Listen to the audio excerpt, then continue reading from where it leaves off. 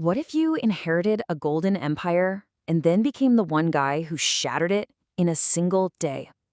Well, that's pretty much the legacy of Rehoboam, a king whose reign around 931 to 913 BC marks this just massive fracture in the history of ancient Israel. So let's dive into the choice that tore a kingdom apart. So really, how does a golden age end? History shows us that great powers often seem totally invincible right before they crack. And for the Kingdom of Israel, the collapse didn't come from some invading army or natural disaster. Nope. It all came down to one man's catastrophic choice, a decision that offers a timeless and honestly brutal lesson in leadership.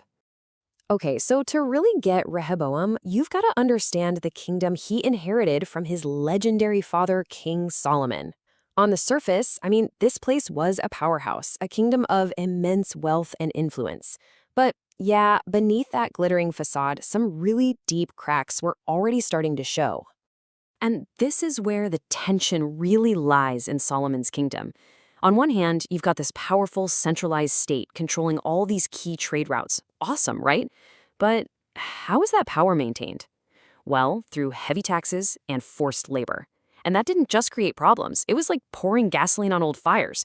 That resentment was just simmering, especially in the northern tribes. They felt exploited, totally disconnected from the monarchy down in Jerusalem. So that whole golden age, turns out it was built on a foundation of some serious discontent. So eventually all that tension has to boil over, right? After Solomon dies, Rehoboam heads north to a place called Shechem for his coronation. But he's not just met with a crown, he's met with a demand. The people, led by this charismatic guy Jeroboam, they make a simple request, but it's a request that's going to decide the fate of the entire nation. So here he is, Rehoboam, standing at this massive fork in the road, and he asks two very different groups for directions. First, he goes to the old guys, the elders who served his dad. Their advice? It's all about political wisdom. Hey, lighten the burden, be good to the people, and they will be loyal to you forever. Solid advice. But then he turns to his buddies, the arrogant young guys he grew up with. Their advice is pure ego. No way, you got to assert your authority, threaten them with even harsher policies, show them who's boss. It's such a clear choice, right? Wisdom or just brute force. And this is the answer he gives. He doesn't just say no, he literally mocks them. He chooses the path of intimidation, promising not just to continue his father's policies, but to make them even worse. With those words, wow, he sealed the kingdom's fate.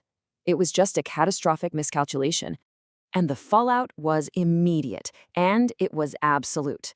Rehoboam's threat, it didn't create fear. It ignited a rebellion. That fragile unity his father and grandfather had worked so hard to build, it didn't just crack, it completely shattered.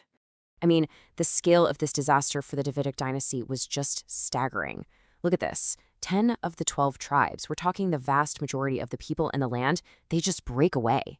They go off and form their own new northern kingdom, the Kingdom of Israel, and they make that rebel, Jeroboam, their king.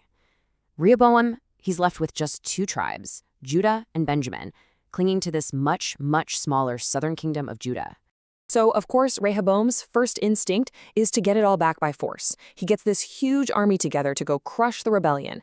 But then a prophet named Shemaiah steps in. He delivers a message from God basically saying this division, this was part of the plan. And for once, Rehoboam actually listens. A really bloody civil war is avoided, but what's left is decades of just this bitter political rivalry.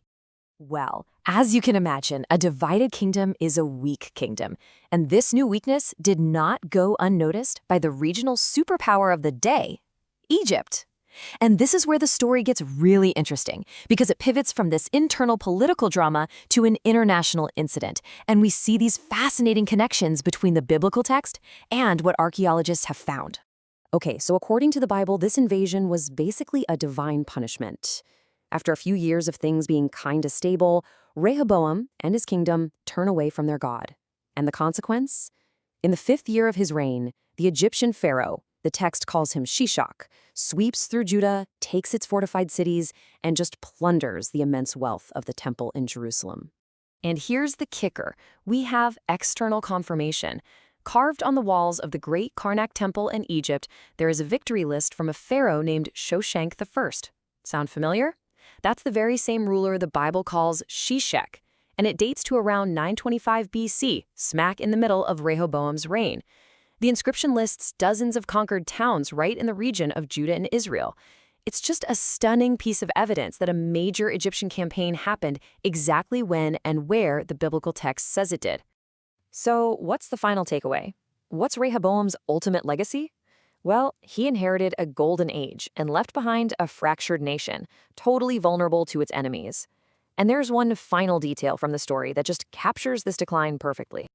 Okay, so during Solomon's reign, the palace was decorated with these magnificent shields made of solid gold. I mean, can you imagine? They were symbols of incredible wealth and power.